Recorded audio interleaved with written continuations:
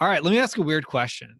Is your mind right? So I've come to learn in business that it's all about mindset. Like we get so caught up in like, what's the latest tactic? What's the thing I should be doing? That I'm here today to have a exciting conversation for me because I love talking about mindset stuff. And I have my good friend, Joel Bauer, who you may know him as the master of mindset, as Scott Volker likes to call him from The Amazing Seller. He is a whiz with mindset. He's a serial entrepreneur, and he definitely knows what's ticking up in our brains here. And sometimes I'm freaked out when he and I start talking about this stuff. I'm like, how does he know all this? But anyway, It's great. Joel, excited that you're here. I'm excited to be here, man. It's cool. Cool, man. Yeah. Mindset is something that's kind of, for lack of a better phrase, on my mind right now, because as we record this, I'm actually going to Unleash the Power Within next week, in a week from now, which is Tony Robbins' mindset seminar. So Yeah, I know you're a big fan of Tony as well. I am.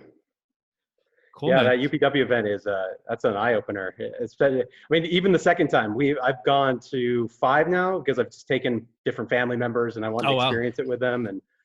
And yeah, it's crazy every time. I forget like what it was, or I'm just in a different place or something's going on. But I'm excited to see what you say after your second. So Yeah, first one was so surreal because like for people listening that have maybe been to UPW, they get like how weird it, like not weird, but it's just like it's hard to describe. And Tony it's says it himself. abnormal. What's that? Abnormal. Yeah, it's not You're the not seeing norm. this every day. Yeah. Exactly. And Tony describes it as like trying to describe a sunset to a blind person. Like if Yeah. they've never seen a sunset, you can kind of describe it, but they don't really totally get it. So it's Yeah. like it's one of those those events. I'm excited. So, and I'm excited now that we're going to talk a little bit about mindset stuff. So, how did you get into becoming a serial entrepreneur? So my parents have always been entrepreneurial leaning, but more like on the real estate side, Mm. professionals. They've done some investments and stuff, but that was, you didn't work for somebody. I mean, growing up, I really had, it was weird because I had 2 split homes. My mom and my dad separated when I was really young. And Mm. my dad's family, they had regular jobs and that's what they did. And then my mom and who she remarried were entrepreneurs. That's just what they did. Like we didn't go somewhere. It was weird to have a job. I remember when everybody started having that conversation, what are you going to do? What job are you going to get? When you came out of college, and I was like, whatever allows me to get into the entrepreneur thing as soon as possible. And so to me, it's been just how it is. It's like that is life. And I've had jobs. I would definitely say that not having a job and being an entrepreneur, as long as it's working, is a much better deal than what I had. So Yeah, definitely. It's one of those crazy things. So you kind of like saw it as a kid, the entrepreneurial. Like I grew up in the exact opposite. So my mother was a teacher. My dad was a bit of an artist. Um, yeah, but he always had like a regular job. Um, and it was always one of those things like, like kind of like you said, like, grow up, get a job, go to college, get the job, about the job. So I was climbing the corporate ladder. So, yeah. once you grew up, so to speak, how did you then get into your entrepreneurial journey? Can you tell us a little bit more about it?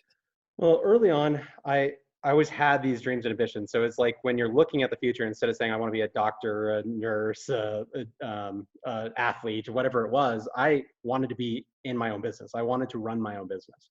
And so as I was looking at the world, I was looking at everything as a possibility. I was looking at getting into real estate like my parents. I was looking at the investor side. But I remember I wish I could actually say where the training came from, but there was a training saying it was talking about wealth and where wealth was created. And like in America, wealth was created in ownership of a business, ownership of other businesses, and real estate.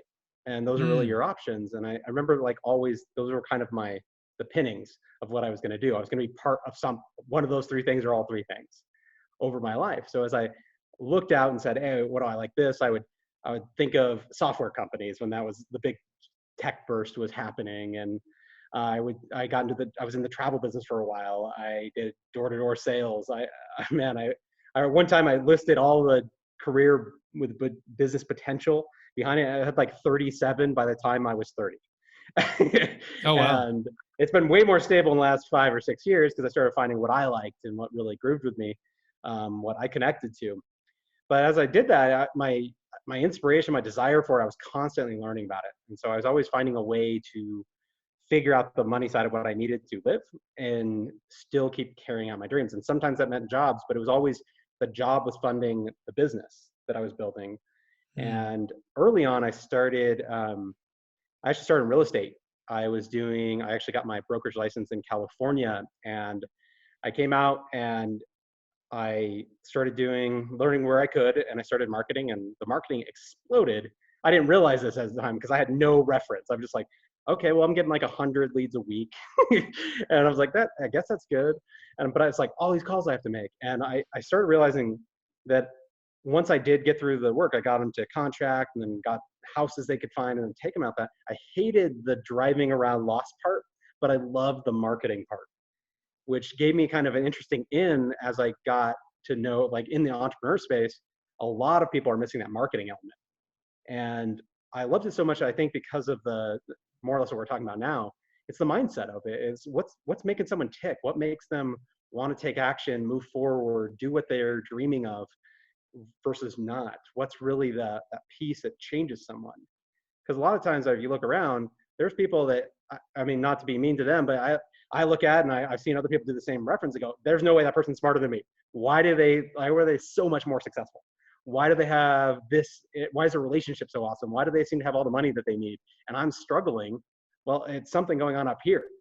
There's something that clicked for them that works. And whatever it was, I figured a hunger, a drive, or whatever, it drove them into it. So as I came into that, I realized the marketing got me an in to have these great conversations with entrepreneurs. And I love the entrepreneurial spirit. I love people trying to do something different, not just falling in line, but making it work. And ultimately, what I believe is that entrepreneurs are here to add value. If we don't stay. You know, you Mhm. can dabble, you can make a quick buck, but you can't stay if you're not actually delivering value to a group. And so I think I feel it's always been noble. So getting in there, I started getting consulting contracts. And so I was part of different businesses. I was part of an incubator, seeing companies that were trying to get funding from Silicon Valley.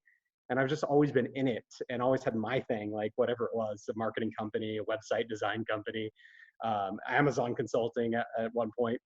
And it kind of worked into a more general thing, where I think I stand right now, which is I know the entrepreneurial spirit so well. I know what it feels like to go through the ups and downs of losing a business, gaining a business, having it not work, having it not stick. And I can get into the heads of the people that are going through these struggles daily and really help them break free from that, get to what they want, figure out how to take care of their audience and serve and make money doing it, not be afraid to, because no money, no business. So I don't know if that helps.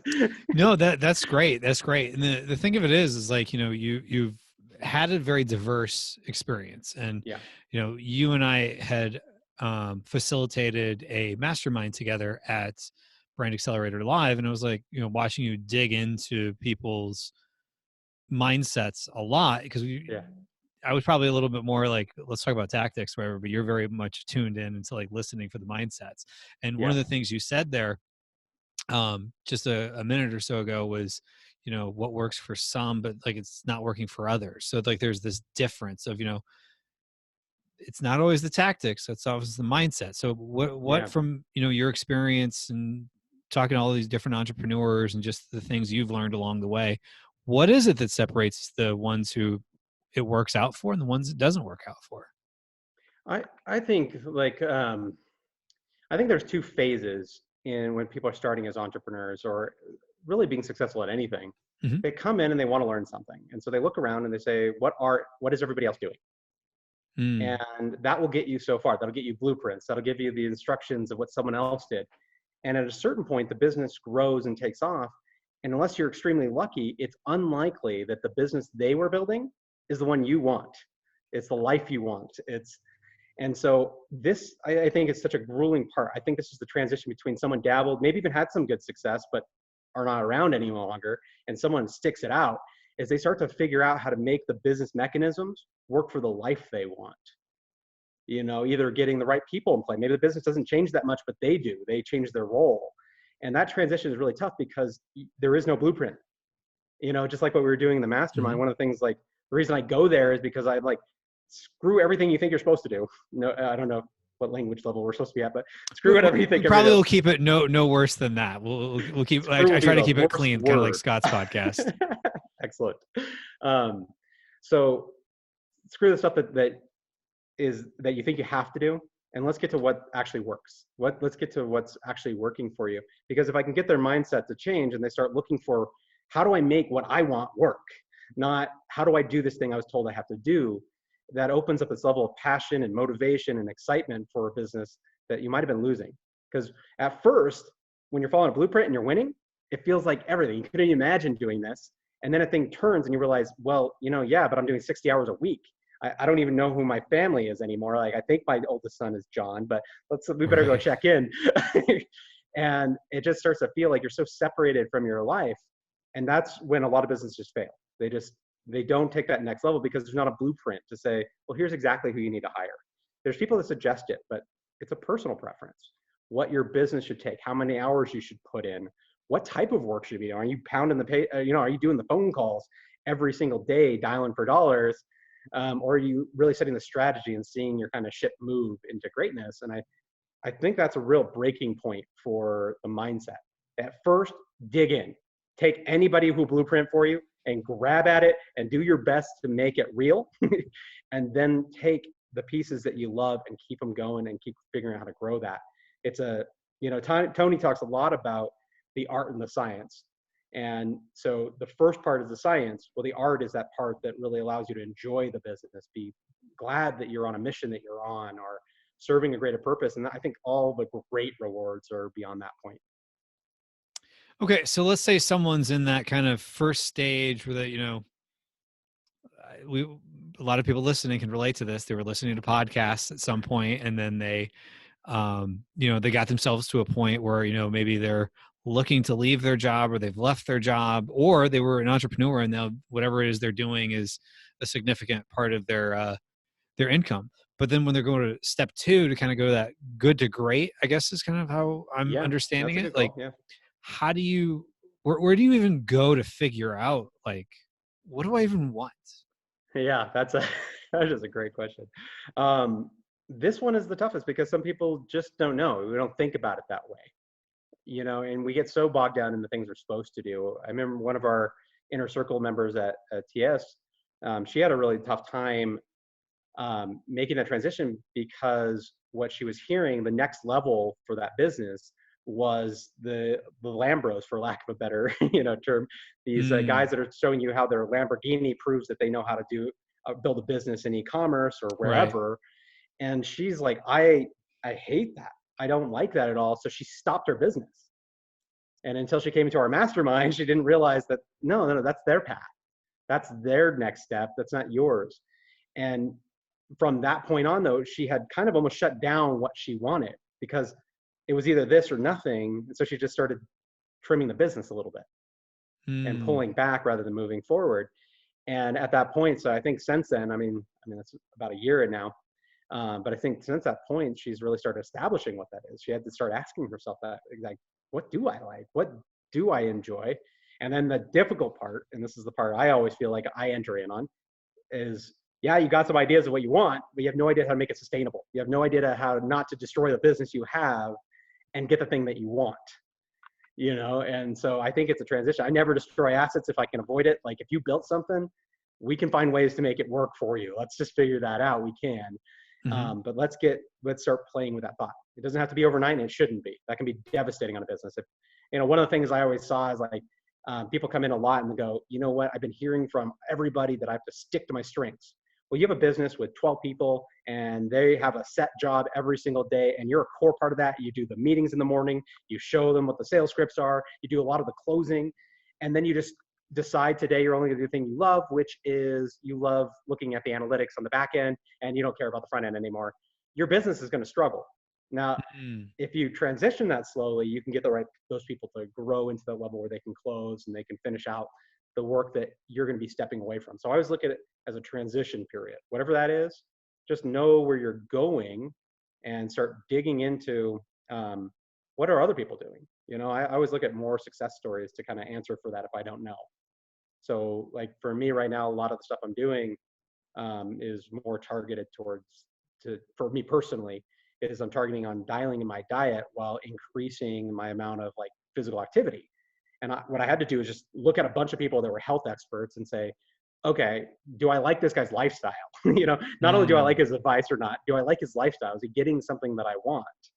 Because there's a lot of people going keto and it's like, oh, you just, eat cheese tortillas and stuff like that. And right. so by digging into different pieces, I go, yes, yes, no, yes, maybe a little bit. And then eventually I start to figure out what I want. So keep connected to success stories, biographies, get in entrepreneurship communities and talk, find other people's stories and start to build yours. If you're really so far back that you don't even know, like when someone asks you, like, go, more money, less time. Like that's your best answer. Maybe that's the beginning, but how do we fill it out? Yeah, it's a good point because as you start talking to people, you start picking up little things along the way. Yeah. And, something about it just, I always found like when I started going to conferences, everything just became more real because you're not surrounded by people necessarily that are entrepreneurs in your day to day life, or at least I wasn't. Yeah. And, sometimes your entrepreneurial idols, let's say on one end of the spectrum, you've got Tim Ferriss, with the 4-hour work week. And then you've got somebody like Elon Musk who probably works 100 hours a week. If we could work more, he would. Right. Exactly. Exactly. If he could figure Yeah. out more than 168 hours in a week, I'm sure he would do it. Yeah. But, we're all trying to figure out like that balance and like what works for us. Yeah. And I do think it's good to get out there and start talking to people and figure out what you like and what you don't like. Yeah. Um, are there any clues that someone should be listening for in their head or in their behaviors or their actions as to like, okay, I'm on the right path, I'm not on the right path, or I do like what this person's saying, or whatever the case is, to kind of like check themselves? Yeah. That's a great question. It's an ever moving line. Is what I've noticed with people is that it changes up some depending on how life is balancing out at that time. One, like, a thing could be massively rewarding to you, just find like this is the greatest thing, I can't believe I get to do this for a living.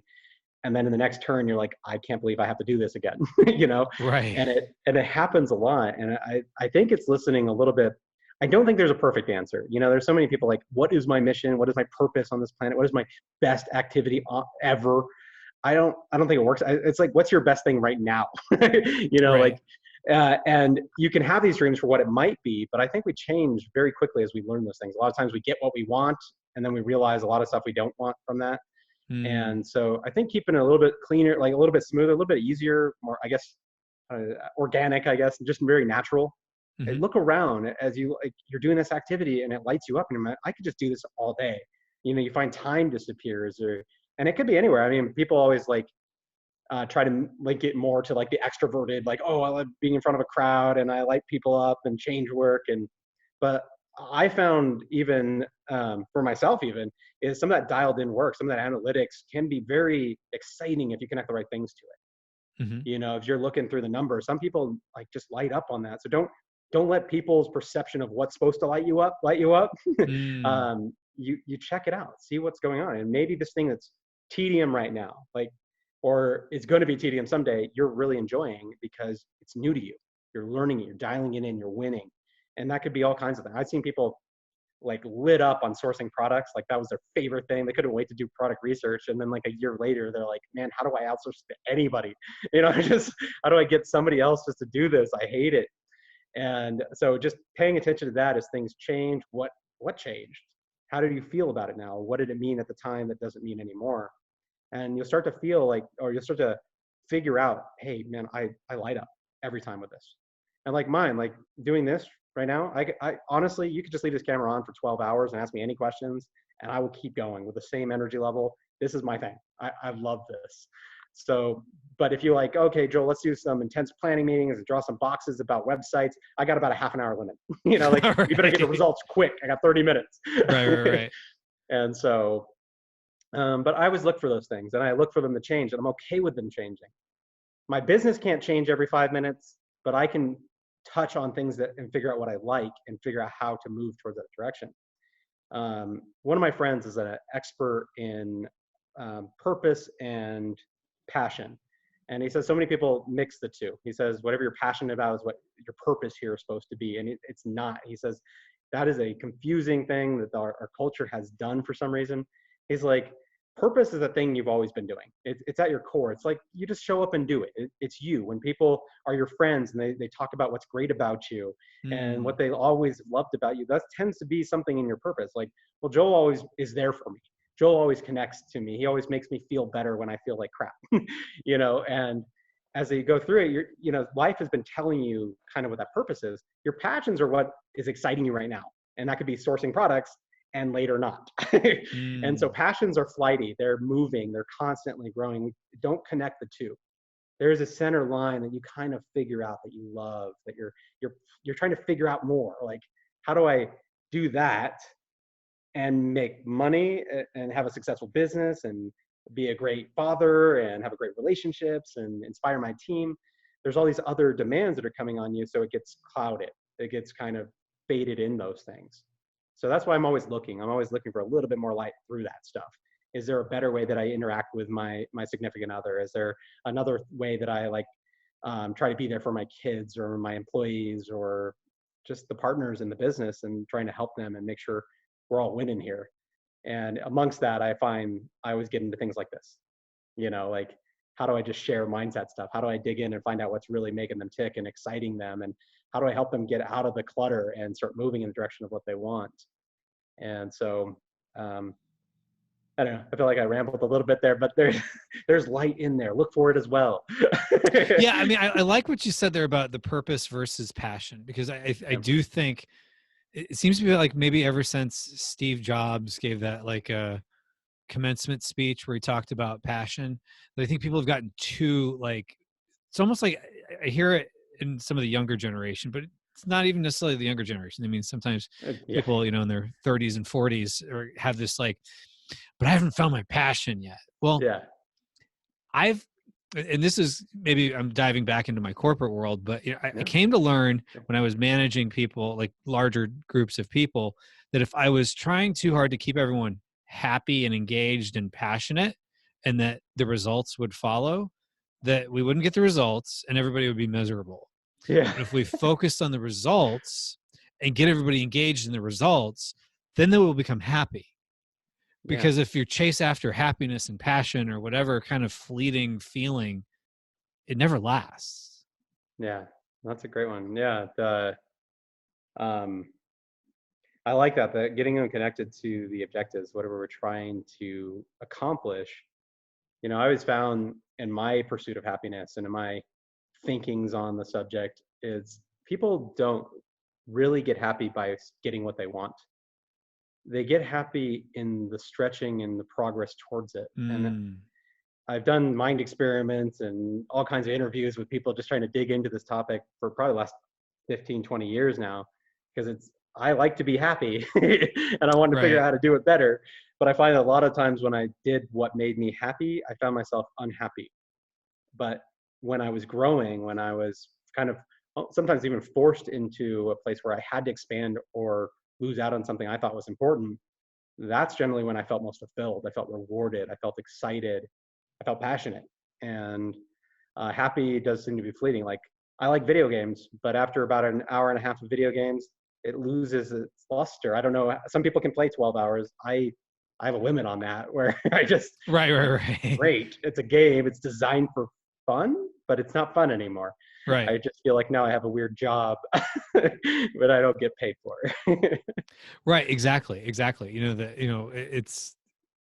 Sometimes when we try to make our passion our purpose, then now all of a sudden, it's kind of like in the E-Myth by Michael Gerber, where he talks about like the baker who all of a sudden now they're running a business and they realize it's not quite what they Yeah. thought, because they really were passionate about baking pies.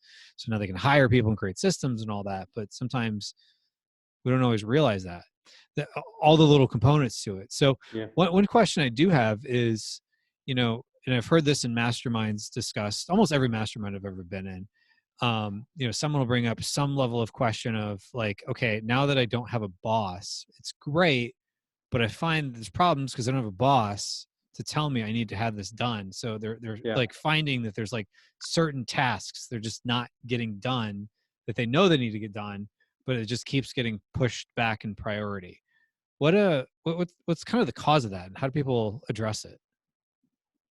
I think, I mean, if I'm going to generalize, because I don't know the specifics, so I have to. Right, But if right, I'm going to, right. Yeah, I mean, it's probably a little yeah, different for every person. it is a little bit different depending on the activities, how valuable it is for the business, where they are at emotionally. I mean, if you have a bad day with your family, sometimes your thinking is a little off, and so Right. it can be tough to make the best decisions for you in your life at that moment. But as a generalization, I think that when people fail to do what they think that they're supposed to do, it's one of two things. They really shouldn't be doing it. Like there's just some element that their system just knows it's not that rewarding for them, or they haven't connected what's rewarding for them to it. And that latter one is probably most likely. Like, so let's say that I am starting my e-commerce business, and I know I have to go out and find products. I have to do the research. I have to do the samples. And I start to crawl through Amazon, and I start to do the research, and then I kind of get lost, and then I don't do it. One of the big reasons that they don't come back or are ensure that they're getting the outcome is they haven't connected to what they really want, or they don't believe it's real. You know, I'd say Mm. it's one of that mixtures. But if you really want something, I mean, people will do the craziest things. Like they will have the weirdest, most obscene like habits where they're just like their whole life is locked down just to accomplish this, and it's normal to them when they want something. And if we look around our lives, I think we'll find that the things that you wanted really, really bad and you were clear on, you usually have gotten them over time. You know, the new stuff that you're not so sure on, if you believe in it or if you really want it, or if you believe it won't necessarily give you what you want, that's when you struggle to get it done. You know, and this is a great activity where this is a great line for where you're finding what really is your purpose, what you should be doing, how do you Hmm. do that transition. This is actually where I do it a lot. Here I am doing an activity. I know it's important. I want to do it. I'm doing my best to get it done. And then I go, well, you know what? But it's torturing me. I'm going to get it done because I want the result. But like what was I doing? Some dumb thing. I was working on a website to speed the website load time, and I got deep into the weeds. And I just didn't have it. Like at that point, I just didn't have anybody I could quickly call and get it done because I wanted it done today. I wanted this website up. I wanted to optimize. I wanted to stop loading like crap. And so I just dug in and did it. But during that process, I started realizing this is miserable for me. And so what I started thinking while I was doing it and doing it well, Right. as well as I could, I was like, how do I get someone else to do this if I ever need this again? And I was like solving that problem ahead of time, because the next time this comes up, I do not want to be in that same place. I want someone that I can call and instantly go, okay, cool. He knows how to do it in 30 minutes. It took me 4 hours to to even begin the process, and then I still have to check it over the next couple of days to see if it was working.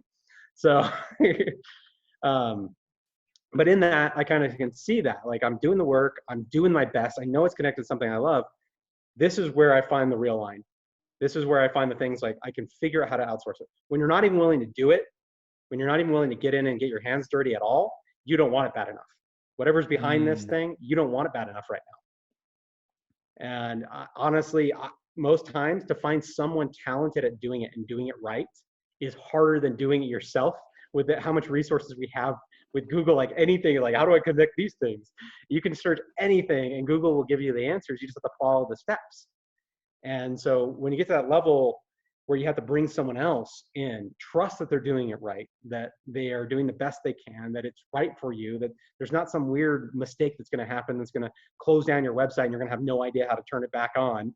Right. Um, that is difficult. That takes way more time than, you know, sometimes just getting your hands dirty. I'm not talking about technical skill. I mean, if you're really computer for like the term impaired. Right. If you're computer impaired and that's not your thing, this is just an example. A lot of people are good enough to do a lot of the stuff on their computer. If they've set up their website, they can probably do this. They can get a domain, they've set up their Facebook, they can probably set up a, you know, a decent enough website and speed up, like get the app that speeds it up and stuff like that. So I don't know if that sounded, I'm actually now thinking that I might have entered into space that a lot of people go, Joel, that's not me. I don't understand it all. Let's go. What if we can get to something easier? Um, Social media. That's a good one. Okay, let's This go might be a down better social example. media. So if you know that the only way to win on social media is to get posts out there, anybody can figure out how to create posts. Now, if you Mm. don't know how, if you don't get in and kind of do it yourself, you won't know what you want to post. You don't know what it'll be. You won't even know when someone's doing it wrong. And so Right. early on, I look at that motivation. If you're motivated enough to learn that, you're motivated enough to get what's on the other side. And that might be a building of an audience or being able to sell your products or to get away from your job. If you want that bad enough and this is really connected to you, you will figure it out. If it's not, you either need to connect it or you need to figure out why you don't believe it's going to actually happen here. But you also learn a lot about your passions and what you hate and don't like. Some people love the design piece, but they hate the posting. They hate being Right. consistent in the posting or some element like that. Well, you need someone that could probably long term, you need someone to help you come along and keep the posting consistent. That's the only way it's going to work.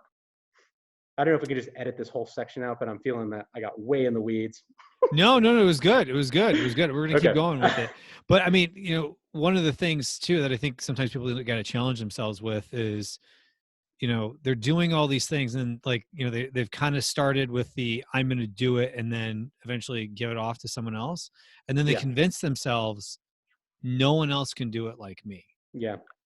And that's kind of a danger. So how do you get out of your head to realize you ain't all that most people half aren't the gonna time? like most people aren't gonna like the first answer, and Okay. it's that you're not right away. It's going to be many years down the road unless you have good, if you have the right resources and you can really start like hiring the best of the best. You're going to find someone that's good at the craft but horrible at your business. They don't Mm, understand what you're trying to carry out with your brand. They don't understand how you'd like your customers talk to. Business is a very personal thing and we kind of forget that, but we want it to be done the way we're proud of, like that if we were to do it ourselves, what would we think is the right way? And hmm so at first the entry into the space, I had to accept that I was going to get no more than 60%, just in whatever it was. If it was sales calls, I would get a 60% of what I can get is what I can expect from them after they're trained at first. If it's in the place where I don't have the resources to hire whoever I want. Like if you can drop, I mean, if your business is scaling like crazy and you can hire like a social media expert or something for 40, 50, 60 grand, and then like a marketing director, then yeah, maybe you won't have this problem. But when you're starting it, resources are usually the cap on it. Right. So you're going to get someone that knows a little bit about it, but even if they're great salespeople, even if they are better at you than social media as far as what works, you're going to look at it and go, "This is my baby," and you're breaking it. And Mm, so that's where we get this like judgmental thing about it. But I started there, and then what happened is that if I could get them to do 60%, yes, for whatever thing I wanted to do, I might have to hire two people, but that's okay. Together they're going to do better than me, and then I can help them grow. From that standpoint, then I wasn't always looking over someone's shoulder and going, "You're screwing this up. Let me do it." Where right. I paid for someone to basically be told they're not good enough while I did it anyway. So in that first phase, I think that's what's really going on is that you have to kind of accept that they don't know everything you know about your business, about what you want, about your desires and designs. And that's usually the gap. They might have the skill to do it, but they don't do it in a way that really gives you what you want. The next phase is as your business really starts to take off, is the interviews are everything. Like if you can't figure out that this person is really dialed in for doing what you want and better than you, if you can't trust them, if you can't figure out how to trust them in the interview process, that they can come in and they will immediately be able to give you suggestions that will better your brand and better your business, and that's not clear in the interview, you might not have that person that really can take over anything for you right now. Mm, You may have someone that's still going to have to be very much managed by you daily until you can find that. So I always look at that phase. If I can learn as much about them as possible, if in the thing I'm taking notes down because we're going to go carry it out regardless if I hire this person or not. Now I have someone that I might want on my team because they're already inspiring me to make changes. They're already thinking about like what would make it better. If I can find that in the interviews, then I have someone that is a freaking all-star. And then I just have to, well, I guess this is the part you're actually really asking for now that I'm saying it out loud. You have to learn to let go. right. And if you've done those first part right, it's hard to let go when you hired someone because it was your cousin and they're not really that good, but you're being nice. It's hard to hire someone when, well, I can only afford $300, so I hope I can get someone good. you know, that's hard to then let go because they won't be able to do it. So a lot of that early stage is what makes it so hard later, is that your business would not be around if the first person you hired to do your website was in control of all website design choices from that point forward. Your business would probably be gone, you know? So there is this place, that early lesson makes you learn that you shouldn't trust. And then the next lesson is that you better trust or you won't grow. You know, you won't be in business for much longer. If you can't expand fast enough, you'll just be right where you are or failing. Now, letting go is horrible. I mean, I've been in a situation. I remember I went to, this was probably about 10 years ago, and I am freaking out. I'm going to be gone from my business for 3 days, and the weekend's happening. So basically 5 equivalent, 6 before I talk to anybody again. But I was going to be completely out. Like, this was an all-day thing. This was not a pop in and check on how's it going at lunch and at the break. I was gone.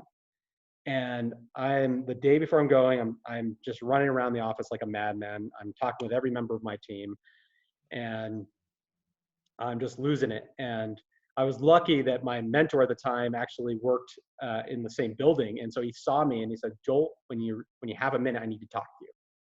And I'm like, "Okay, cool." Like, I don't really have a minute, but for him, I would do it. Sure. Changed my life. I mean, so I hurry up. I have the last few calls or conversations I have before I do the work that I need to do so I can actually leave. And I go into his office and he's like, "Joel, what's going on?" I'm like, "I don't know. You asked to talk to me." And he's like, "No, you don't look okay. You're beat up. And I don't know what's going on, but I don't think it's okay. What's going on? Is there something I can do to help?" And I said, "I just don't trust my team to figure it out just for 3 days. We have some big projects that are on the books right now, and they really are setting the direction of the company. And I don't think they'll do it right. I just, if I'm not there, like right now, I'm reviewing like 3 times a day minimum on projects to just give little nudges to make sure that the outside project the end result was actually going to be close." And I'm like, if I'm gone for this 3 days, I'm going to come back to just a shitstorm. Oh, sorry. We'll bleep that out on iTunes. I'm going to come back to a storm. And right. And he said, "Joel, you don't know what's broken." And I'm like, "I know. That's the problem." He's like, "Yeah, but you're about to." And he's like, "You have to leave. And you have to not check in.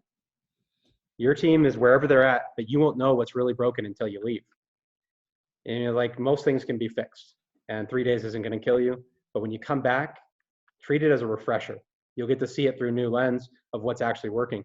And when you fix those problems, you can leave whenever you need to.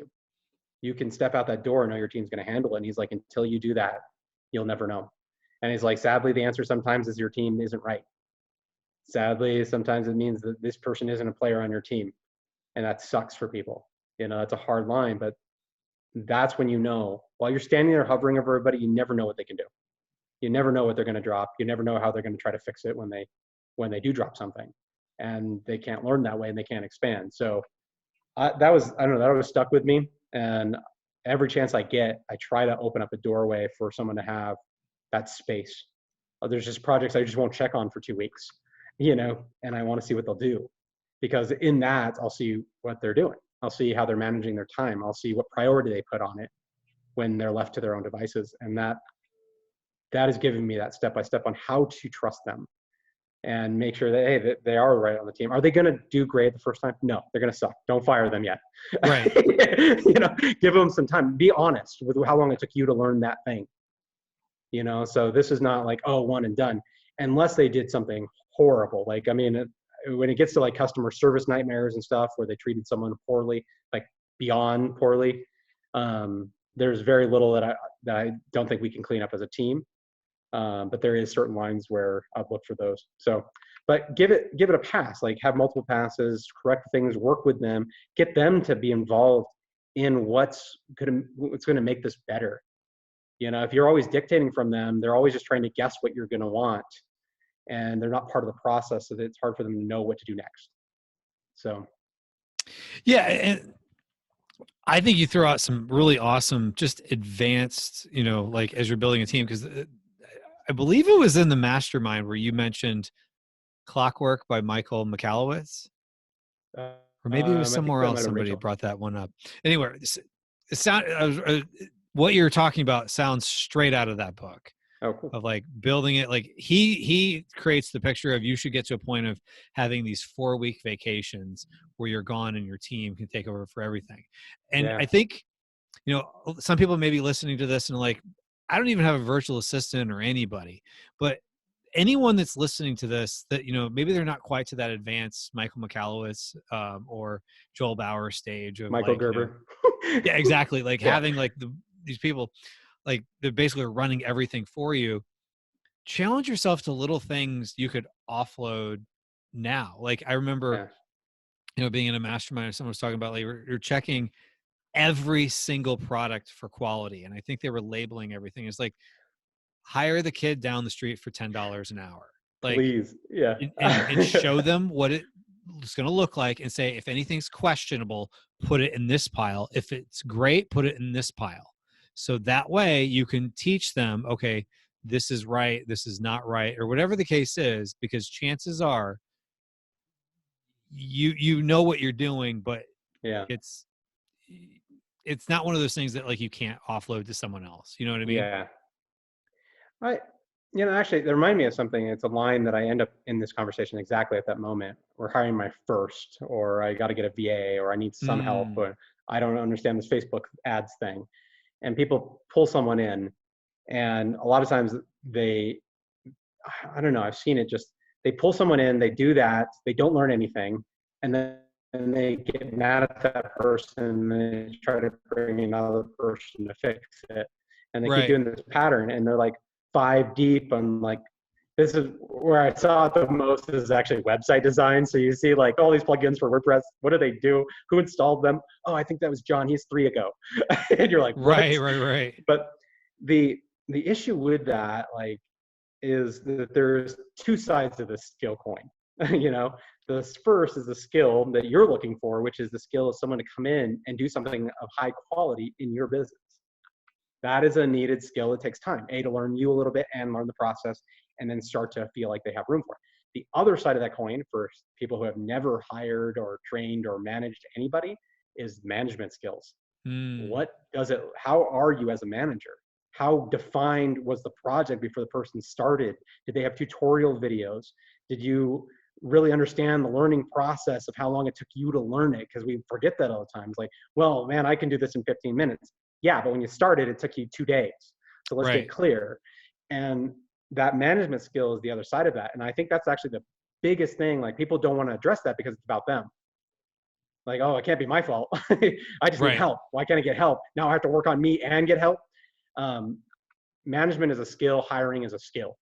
And when you're first starting any new skill, it's like if you've never skateboarded before and I threw you out there on a board, you're not going to be so hot at it. You're not doing tricks, you're not doing ramps. That's not happening. Mm-hmm. But in our business, we expect that to happen for somebody. Well, when you're managing for the first time, it's not. You are going to stumble, you are going to fall, you're going to skin your knee, you're going to hire the wrong person, you're going to hire for the wrong job. You're you're going to do a lot of things wrong. But in that, you're putting money on the line and your time, and you're investing in another person. It gets really clear what's working, what's not working. And so I think it's daunting, and people hate when I say that, like, oh, it's going to be hard, I'm going to suck at it. But it's Right. the truth. And I want you to be okay. Everything that you're great at right now, you sucked at the beginning. Everything that you're amazing on. There's very few people that are like ultimately natural at anything. Like, we always talk about like natural salespeople and blah, blah, blah, blah, blah. No, that person dialed it in. That person Right. dialed in the skill. He went in every day and pounded, did whatever the script was, got in front of those doors, took those rejections. And if he had just quit because it looked bad, he would have never gotten there. But we all have that thing. We all have something in life that we're good at, we're particularly talented, or our relationships. If it's a part of our career, some of the skills that we learn for our jobs or for our businesses that we are really good at. And we forget that we sucked at it at first. Yeah, and the And thing of it so, is, like the people we hire, them even if they're world class at what they're doing, yeah, they're not going to be world class at our expectations, no, and we may not be world class in how we set expectations. So that's yeah, such a good point that we got to give people a little bit of grace and understand they're not going to get it all right away. and Yeah. especially our expectations. And you know what? Yeah. Good. Maybe our expectations are a little off, and we need to take a step back and look at, are we setting the right expectation, or do we even know how to articulate what's in our Yeah. heads? Going back to the whole thing about is mindset is such a big topic. Well, I'll give actually a quick exercise people can do that I think cleans some of these lines, because it's a lot of randomness. Where are they at? Are they really talented? I've had people who are major agencies for big companies fail miserably at entrepreneurship marketing, at any startup Mm, marketing. They do not understand it. They like, well, we'll just do the budgets, then we'll check the quarterlies. You're out of business right, in 3 months if you do that. right. So there is expertise of all levels, and it might not fit you. So the thing I like to do is kind of look in the future a little bit. Like, let's plan a year. Let's say that you hire the right person, you've trained them up, and they're doing it. What would your life look like? What are they Ah, doing? How is your business performing? Because then that helps us answer for the one missing thing that they can't possibly know. It's, what do we really want? Right now, like most people, I would I'd say 99% of people hiring never set where they think it's going to end up. They just set what they want right now. And then they run into the office, they see it not working, and they like get mad at that person or blame them that this person's an idiot. I got to get them out of here. mhm. And they don't know what they want. And they probably said they wanted something opposite the day before, because it's this momentary spontaneous thing. It's not designed. So if you take a second, say a year from now, what I want this relationship with this person look like? How do I want to involve myself with them? What do I want them to inspire me too? Do I want them learning things I don't know, so that they're really adding value that I can't even imagine? Do I want it to be a pleasure to work with them? I want them excited to show up every day. Do I want to, whatever that vision of what it is, and then you can start asking yourself, okay, well, how do I do that? How do I get to that place? How do I help them get that dialed in, that I don't have to worry? I'm not thinking about it, because I know they got the skills, the tools, the systems to do it. How do I get there? And then it's forever. Once you dial in something like that, man, that person at least is at that level, as long as the systems have like checks and stuff. And hopefully they'll grow. Hopefully they'll start to go, hey, man, I noticed this could be a lot better. But it's that vision of where it's going helps you in all the little decisions you make with them, and how you treat them, and what you ask them to do. Yeah, and that, going back to what you want out of the business and having the vision that's a little more long term than getting through to the end of the day. Yeah. That's so important.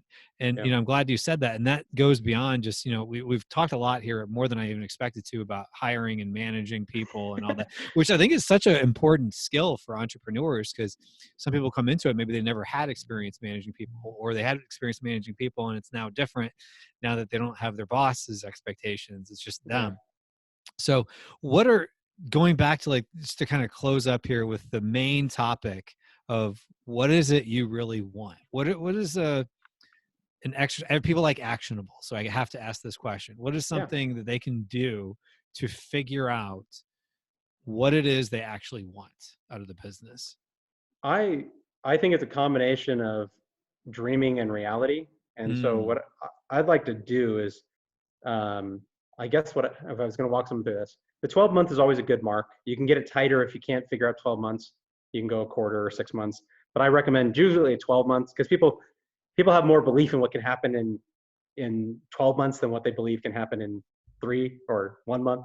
So right. let's start with 12 months. And the first part of this is to allow yourself to dream whatever. You can ask for anything you want. Don't limit it first. Don't go, oh, I'd like to make $1 million. That's ridiculous. I'm still in a full-time job and I can never do that. Write Hmm. it down. I don't care right now. You can Right. make it more realistic next. And that's what we'll do after that. But dream, just dump the crap. Force yourself to sit there for 15 to 20 minutes writing everything you can imagine that you want your business to look like. You want your employees to be like lit up and the best in the world, and you feel like this is where you belong, and your family loves and supports you for what you're doing. And just throw everything in there. My business is working like Right. clockwork. I can take vacations. The money is like growing like crazy, and people love what we do, and they love our products, and I can't stop people from reviewing. Once you get that lengthy list Right. of what you could imagine wanting, I then then I'll start to put some realism on it, and I'll go, okay, what do I think is actually possible in this list in a year? What do I think, like, after I got these crazy things? Because when you stretch and you go, I'm going to do this outlandish thing way out here, and you go, okay, what's reasonable in a year? You're a little bit better to yourself. So force that stretch. So get that whole dream list of anything you imagine for 20 minutes, write it all down. Then the next one, you're just going to put time limits. What do you think is reasonable? To start circling things that can happen in a year. Mm. And then I'll take it one more step, because that's really your realism check. That's like, oh, I could see this happening. I could see this happening. The last piece that I would do then is I'd put a excitement level on it. So say 1 to 10. Yeah, 10 being it's off the charts. Man, if this was true in my life, I'd have everything I wanted. This would be the dream. I know there'll be more, but for now, this is how it feels right now. If I had that, like a steady, 10,000 a month, or having employees that really take care of it when I'm not around, and you start to go, oh, that'd be a 10. That's where I start to figure out how to build those. Mm-hmm. A lot of times what I find is everything that's not that exciting will happen if you get these in, if you start to get the 10. So break it down then to the 3 that are like light you up, and try to get it down to narrow 3, and then start thinking, what would I do today to make that more real? What would I do today to make that happen faster? What would I do to make that sure that that's happening in a year? And it starts to just change the way you're thinking, and you'll start making different decisions, and you'll start behaving differently towards your business. This also pulls us all the way back to the beginning. If you connect what you really want, Mm-hmm. you're more likely to do stuff you don't want to do right now. So yeah, definitely. As long as you're doing what you really want, you'll be more connected to it. So yeah, this is good mindset talk. And, I think we all can check our mindset and see, what is it we want out of the business. And I've heard a lot of similar themes in, the successful sellers that I've interviewed here, of that, what is it they want? What is it they're good at? What is it they enjoy doing? And it all kind of fits together into that umbrella. So this has been a great conversation. So if anyone wanted to follow you or just hear more of what you had to say out there online, where would they find you? cool. So some of the core stuff I'm doing right now is with The Amazing Seller, which is where I met Kevin. Yeah. We threw an amazing event together. It was incredible. The whole TS team, we crushed that. I don't know if you guys saw any That of the was videos. a fun event. But a lot of that is on the shoulders of this man. He freaking owned it. Thank you. So, Thank you. You can find me at theamazingseller.com. Sort of. My touch is on it, or reach me at support@amazingseller if you have a direct question for me. If you want to find me personally, I have Instagram account, Joel Bauer Official, and you can find out whatever I'm working on and excited about, which right now is a lot of health and longevity stuff. And I just want to live forever, minor thing. So nice. But you can find me there. Gotcha. And that's BOWER. BOWER. Yes. Joel Bauer. Yes. All right. And we'll link to all that in the show notes, and in case anyone wants to reach out to you, which I definitely recommend they should, at least check out and see what you got on Instagram, because maybe everybody wants to live forever too, which is a whole other ball game for another show, I'm sure. Yeah. Our next show, Living Forever with Kevin and Joel. Right. Exactly. Awesome. Well, I really appreciate you coming on Maximizing E-commerce today, Joel. Absolutely, man. Thank you for having me, man. Thanks.